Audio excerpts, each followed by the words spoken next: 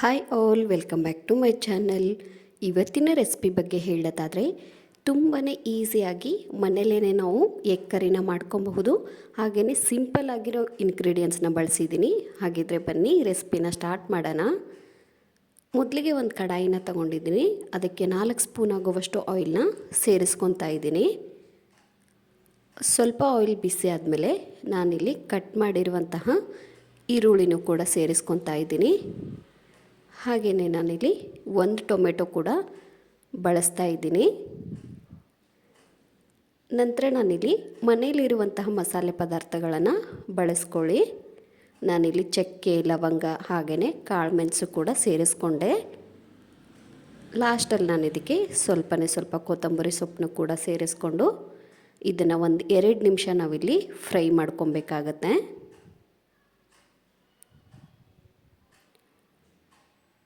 ನೋಡಿ, ನೀವಿಲ್ಲಿ ನೋಡ್ತಿರ್ಬೋದು, ಆಲ್ಮೋಸ್ಟ್ ನಮಗಿಲ್ಲಿ ಫ್ರೈ ಆಗಿದೆ. ನಾನು ಇದಕ್ಕೆ 4-5 ಗೋಡಂಬಿನ ಸೇರಿಸ್ಕೊಂಡು ತಿರ್ಗಾ ನಾನು ಫ್ರೈ ಮಾಡ್ಕೊತಾ ಇದ್ದೀನಿ. ಇವಾಗ ನಮಗಿಲ್ಲಿ ರೆಡಿಯಾಗಿದ್ದಾಯಿತು. ಇದನ್ನು ಸ್ವಲ್ಪ ತಣ್ಣಗಾಗಕ್ಕೆ ಹಾಗೆ ಬಿಡೋಣ. ಈ ಕಡೆ ನಾನಿಲ್ಲಿ ಪುಟಾಣಿ ಮಿಕ್ಸಿ ಜಾರ್ನ ತಗೊಂಡಿದ್ದೀನಿ. ಅದಕ್ಕೆ ತಣ್ಣಗಾಗಿರುವಂತಹ ನಾವು ಆಲ್ರೆಡಿ ಫ್ರೈ ಮಾಡಿಟ್ಟಿರುವಂತಹ ಟೊಮೆಟೊ ಹಾಗೆ ಈರುಳ್ಳಿನೂ ಕೂಡ ಸೇರಿಸ್ಕೊತಾ ಇದ್ದೀನಿ.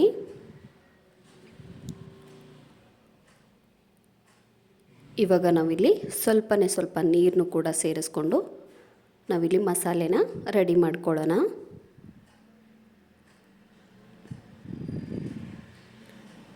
ನೋಡಿ, ನಮಗಿಲ್ಲಿ ಈ ಥರ ಪೇಸ್ಟ್ ರೆಡಿ ಆದರೆ ಸಾಕು. ಇವಾಗ ನಾವು ಇದನ್ನು ಪಕ್ಕಕ್ಕಿಟ್ಟು ಒಗ್ಗರಣೆಗೆ ರೆಡಿ ಮಾಡ್ಕೊಳ್ಳೋಣ. ತಿರ್ಗಾ ನಾನಿಲ್ಲಿ ಒಂದು ಪಾತ್ರೆ ತೊಗೊಂಡಿದ್ದೀನಿ. ಅದಕ್ಕೆ ಸ್ವಲ್ಪ ಆಯಿಲ್ನ ಸೇರಿಸ್ಕೊತಾ ಇದ್ದೀನಿ. ಆಯಿಲ್ ಸ್ವಲ್ಪ ಬಿಸಿ ಆದಮೇಲೆ 1 ಸ್ಪೂನ್ ಆಗುವಷ್ಟು ನಾನು ಅಚ್ಚ ಪುಡಿನ ಬಳಸ್ತಾ ಇದ್ದೀನಿ. ಹಾಗೆಯೇ ಸ್ವಲ್ಪ ಅರಿಶಿನ ಪುಡಿ ಕೂಡ ಸೇರಿಸ್ಕೊತಾ ಇದ್ದೀನಿ. ನಂತರ ನಾನಿಲ್ಲಿ ಸ್ವಲ್ಪ ಗರಂ ಮಸಾಲ ಕೂಡ ಹಾಕ್ಕೊತಾ ಇದ್ದೀನಿ. ಲಾಸ್ಟಲ್ಲಿ ನಾನು ಇದಕ್ಕೆ ಕೊರಿಯಂಡರ್ ಪೌಡ್ರನ್ನು ಕೂಡ ಸೇರಿಸ್ಕೊಂಡು ರುಬ್ಬಿರುವಂತಹ ಮಿಶ್ರಣನೂ ಕೂಡ ಸೇರಿಸ್ಕೊತಾ ಇದ್ದೀನಿ. ನಾವಿಲ್ಲಿ ಲೋ ಫ್ಲೇಮಲ್ಲಿಟ್ಟೆ ಈ ಪ್ರೊಸೀಜರ್ನ ಮಾಡ್ಕೊಬೇಕಾಗತ್ತೆ. ಇವಾಗ ನೀಟಾಗಿ ಮಿಕ್ಸ್ ಮಾಡ್ಕೊಳ್ಳಿ. ನಾವು ಹಾಕಿರುವಂಥ ಪೇಸ್ಟು ಹಾಗೆಯೇ ಖಾರದ ಪುಡಿ ಎಲ್ಲ ನೀಟಾಗಿ ಮಿಕ್ಸ್ ಆಗಬೇಕು. ಇವಾಗ ರುಚಿಗೆ ತಕ್ಕಷ್ಟು ಉಪ್ಪನ್ನ ಸೇರಿಸ್ಕೊಂಡು ಹಾಗೆಯೇ ನಾನಿಲ್ಲಿ ಬಾಯ್ಲ್ಡ್ ಮಾಡಿರುವಂತಹ ಎಗ್ನು ಕೂಡ ಗ್ರೇವಿಗೆ ಸೇರಿಸ್ಕೊತಾ ಇದ್ದೀನಿ. ನಾನಿಲ್ಲಿ 4 ಎಗ್ನ ಬಳಸ್ತಾ ಇದ್ದೀನಿ.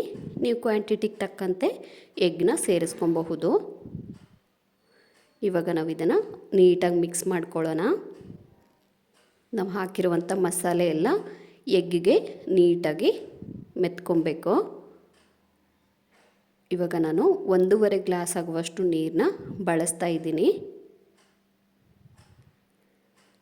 ನೀಟಾಗಿ ಇದನ್ನು ಮಿಕ್ಸ್ ಮಾಡಿ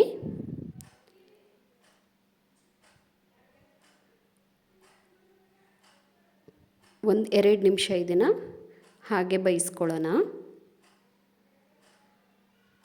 ಇವಾಗ ನಾವಿಲ್ಲಿ ನಾನು ಇನ್ನೂ ಚೆನ್ನಾಗಿ ಟೇಸ್ಟ್ ಬರಲಿ ಅಂತ ಒಂದು ಸ್ಪೆಷಲ್ ಆಗಿರೋ ಇಂಗ್ರೀಡಿಯೆಂಟ್ಸ್ನ ಸೇರಿಸ್ತಾ ಇದ್ದೀನಿ. ನಾನಿಲ್ಲಿ ಹಸಿ ಮೊಟ್ಟೆನ ಸೇರಿಸ್ಕೊತಾ ಇದ್ದೀನಿ. ಈ ಥರ ಹಾಕೋದ್ರಿಂದ ನಮಗೆ ಗ್ರೇವಿ ಇನ್ನೂ ಚೆನ್ನಾಗಿ ರುಚಿ ಕೊಡುತ್ತೆ. ನೀವು ಬೇಡ ಅಂದರೆ ಸ್ಕಿಪ್ ಮಾಡ್ಕೊಬಹುದು. ಎಗ್ ಹಾಕಿದ ತಕ್ಷಣವೇ ನಾವಿಲ್ಲಿ ನೀಟಾಗಿ ಮಿಕ್ಸ್ ಮಾಡ್ಕೊಬೇಕಾಗತ್ತೆ. ಅದು ನೀಟಾಗಿ ಎಗ್ಗು ಎಲ್ಲ ಕಡೆ ಸ್ಪ್ರೆಡ್ ಆಗಬೇಕು.